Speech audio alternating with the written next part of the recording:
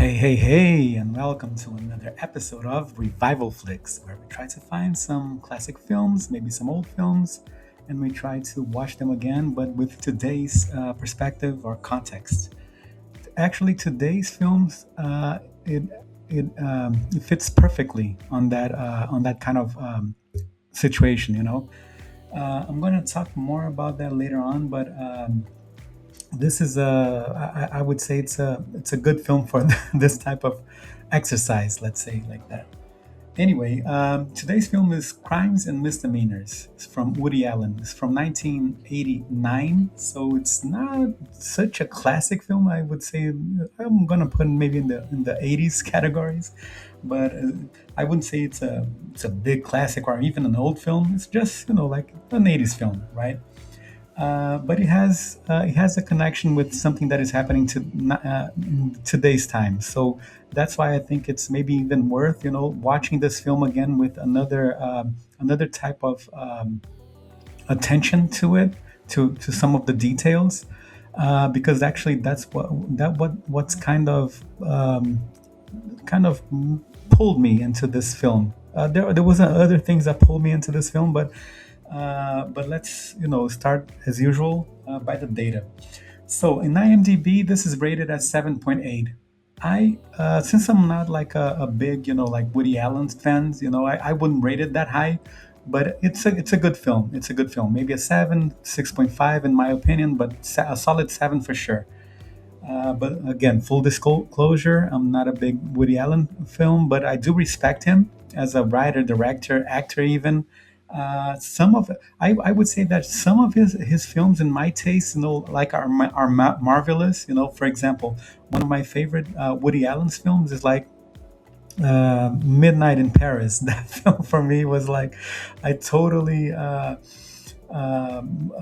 changed, like my perception of Woody Allen with that film. That was a great film. Another one, of course, this one is a classic film. I would say it's. The Purple Rose of Cairo, right? That's I think that's the title. That's also a very good, typical Woody. And I would say I wouldn't even say it's a typical Woody Allen film, but it was a great film, like overall. But anyway, 1989, it got three Oscars nominations, which I thought it was incredible. I'm not sure if I would agree with all of them. I would need to like review the ones that were also competing with it. But it was the nominations were for Best Supporting Actor. I think it was Alan Alda, if I'm not mistaken. Let me actually double check this here before like say something wrong. Okay, so let me see. Actually, Best Supporting. Oh no, actually no. Actually, it's Martin Landau. Yeah, Martin Landau, Best Supporting Actor. Best Director, of course, Woody Allen, and Best Original Screenplay. At the time was another name, but uh, we can understand it like that. Anyway, also Woody Allen. I mean, he's for sure well accepted, in Hollywood. So that's, I mean, again, not to not to say that he's not a good director or a writer. I do see the value in his work, but again, it's not like my style, of film. But anyway, let's go on with it. So the crew, as I mentioned, Woody Allen wrote and directed this film, but he also had help on the writing part. So, oh no, actually no, actually he did write himself alone. As I'm scrolling through IMDb, like to just not to forget some details. I'm just like keeping myself on check. Let's put it that way. Anyway, if you already seen other reviews of mine in the channel, you know that I fully value people that take more than one part of the production on the film, and I do give kudos, to Woody Allen on this one. I love people that do that. So yeah, I got to agree with that part for sure. So the actors, Woody Allen, he normally, not normally, but a bunch of films he does play, like secondary parts there and so on. This is not different. I do like his acting. His acting style. That I do like. I do like his acting style. Anyway, Woody Allen, Martin Landau, big names. Angelica Houston. She's basically unrecognizable here in the role that she plays here. Very, very nice to watch. Then we had also Alan Alda. He was, I didn't even remember this. He was like a big star in MASH, right? So, but he's very good in this film. His character is very good. I thought he did a very good job with the type of character that he's playing here. Then we have Mia Farrow, and then I had to look up if this was actually the movie that they, started to hook up, Mia Farrow and Woody Allen, but it actually wasn't. It was much earlier, to my surprise. Then we had Orbach. He already passed away, but another familiar face. And then we had like special appearance by Daryl Hannah. So if you're not remembering who is she, she's actually a gorgeous actress that played Splash. For me, it was like one of the iconic films that she played in. So Splash, Wall Street, and Roxanne, another great movie there. Yeah, so we had a lot of good familiar faces, looking very young, and I love when that happens because then we see that, like when an actor plays a very important role or a very, a role that sticks to their career for a long time, and then we see, like other other roles that they played before, they were very, very famous and so on. I love when we got, like a chance, like to watch that. And for my highlight, Angelica Houston was the big surprise here. She played very well, and again, completely unrecognizable. But let's get into the review of the film itself. So the reason that I started watching this film was actually commented on a Joe Rogan's episode with Eric Weinstein. For you who don't know who Eric Weinstein is, man, he is something. He's something. He that guy is so smart. He has so many takes on different. Like out of not the ordinary takes on stuff. So that's why I love watching him participating in all kinds of podcasts, and he does participate in lots of them, and none of them are repeating. I mean, sometimes like when we follow so much one person, and then we watch him in multiple podcasts, we normally see them repeat themselves. That's not the case of Eric Weinstein. And even on the same subjects, sometimes he flips his perceptions on stuff, or he acquires more knowledge on that specific theme or whatever. So if you're not familiar with him, please be familiar with him. It's totally worth it. Anyway, they were talking about the Epstein situation and whatever, and then he brought up Eyes Wide Shut, which was from Stanley Kubrick, about the secret societies and what happens in Hollywood, and so on. So then he mentioned this film actually, Crimes and Misdemeanors, right? So so he mentioned this film, and then he even played a scene about it. So what he was trying to kind of like connect with what they were talking about is that this film was actually like a lighter version of Eyes Wide Shut, and then of course I would have to watch it, right? Because I simply love that film. Eyes Wide Shut is a marvelous, marvelous film. If you didn't watch it, please do, because I mean, especially nowadays, that it's not like a conspiracy theory anymore. That kind of ceremonies and so on. Please watch it. But anyway, it got me to watch, like this film and think about what was happening here, because through Eric Weinstein's, I would say comments, he said, "Oh, you know, maybe Woody Allen knows something about what happens in Hollywood and so on. So after watching this film, what I can say is that this is for sure like a very very light version of it. Maybe a version that you can that who does take part in Hollywood um, is allowed to to express. I think it's the furthest that is allowed to express. I mean, Eyes Wide Shut. At the same time that it was happening, that movie was being produced or was being released and so on. Kubrick is not is not among us anymore. So I don't know. I don't want to say anything, but I think you guys have enough imagination, to know what I'm talking about. Anyway, I watched this one, and it was actually a good movie. But again, it's not my favorite Woody Allen movie. I would say it's like a typical Woody Allen film, right? I would say it's what would you expect from a Woody Allen film and from an '80s film actually. If you want to watch a film that you want to actually kind of like relax, but it's not like a boring film. It's a film that makes you, like wonder about stuff.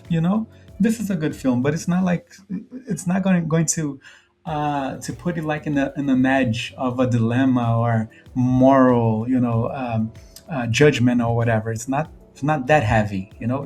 I would say it's like a relaxing, not so superficial film. I would put it in that category. Anyway, so I could see totally the connection throughout the film, and then it talks about not only guilt but also how these types of connections, like they were again going back to the Joe Rogan episode. So Eric Weinstein's, he has another perception of what's happening in the Epstein story.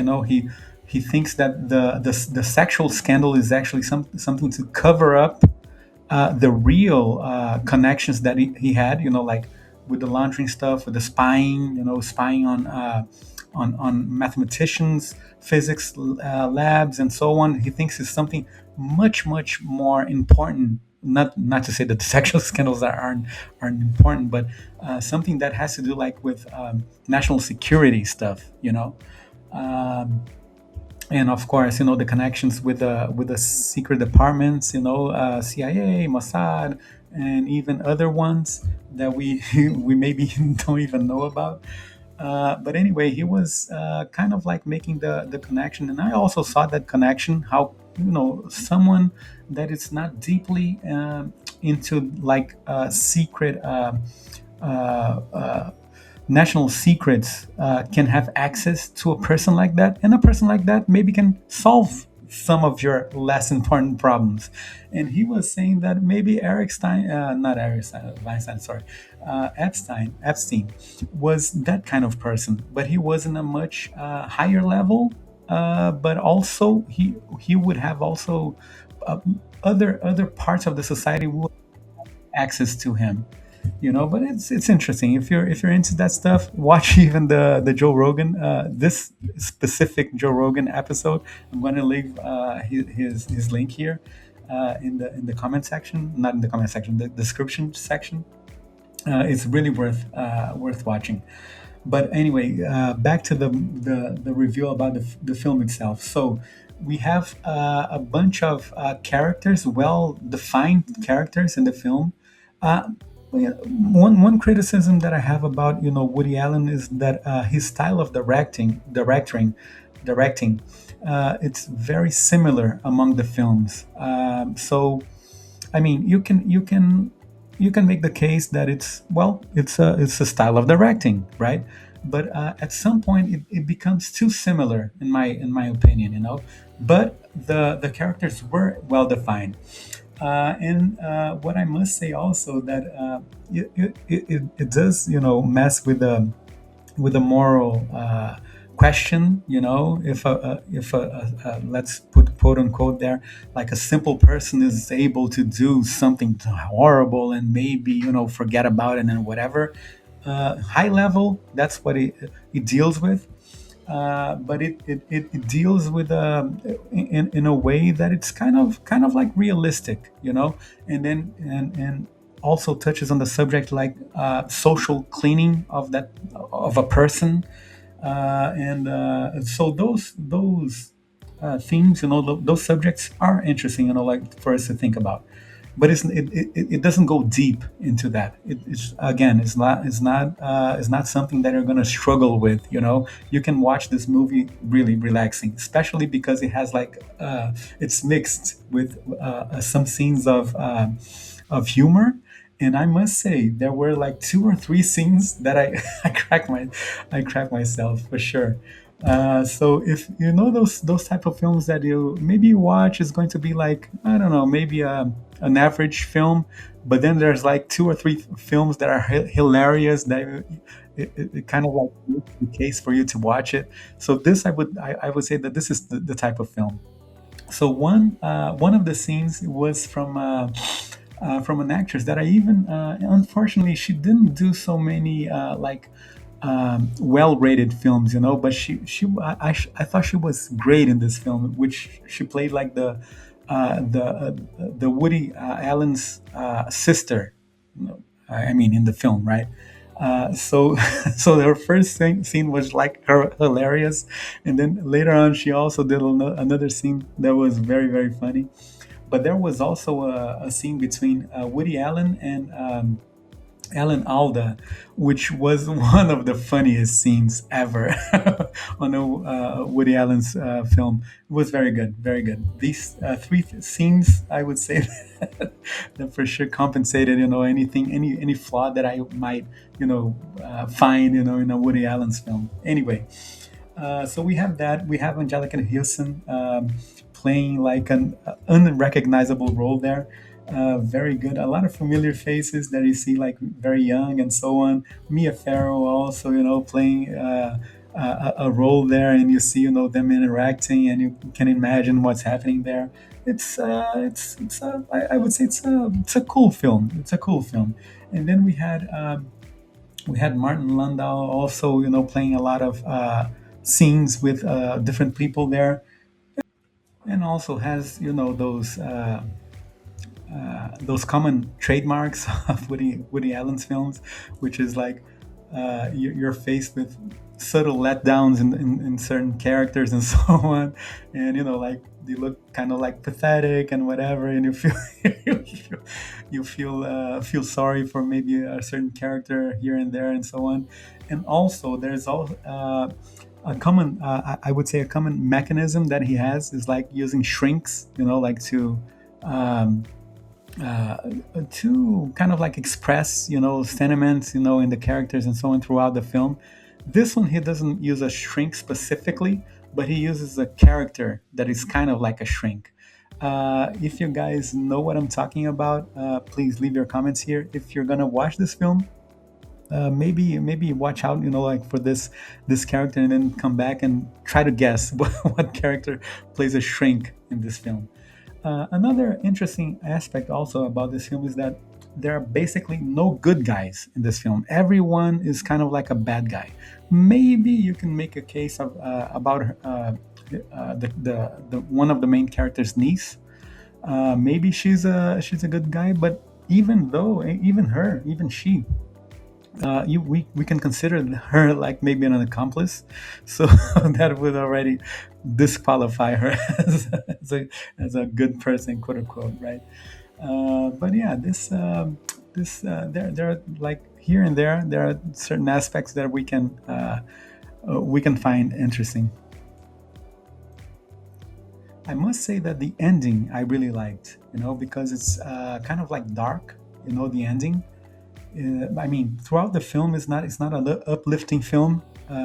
Throughout, you know, like you, there's like comedy, you know, here and there and so on. But overall, it's kind of like a not so uplifting film, and especially the ending. The ending is very dark. It's I think it's the only maybe the only moment that you kind of struggle, you know, with judgment and moral evaluation and whatever, and then you say, oh well, it's kind of realistic even. That's how the world is, right? And yeah, so that I thought it was well finished, well finished. I mean, some of Woody Allen's films are, the ending are intriguing, but this one is kind of like, it kind of like hits you in the stomach a bit. It's not that much, like not that heavy, but it's dark. It's yeah, I'd say it's worth, if you're like a Woody Allen film fan. It's for sure worth. If you're into this theme of secret societies, and conspiracy theories and so on, for sure it's worth it. Otherwise, I'm not so sure. Otherwise, if you're maybe thinking about, like a deeper movie that touches on your subconscious there, and tests, your judgment and whatever. This probably won't be it, but it's still a good movie to watch. And again, one of the reasons that I do this channel is also to inspire other people of bringing, like their review, and making the community get even larger. I see that there are a lot of people, like watching reviews and so on, and I'm sure that they have like a perspective about a classic film or an old film that they'd like to share, with others, and just drop it here in the comments. Maybe there's something hidden there that we need to, discover again. And it happened already here in this channel, like two or three films that I had no clue about, and like just researching, and reviewing and whatever, and making some research with the GPT and so on. I landed on a few gems, hidden gems, and yeah, let's see if we can find those again soon. And yeah, see you later.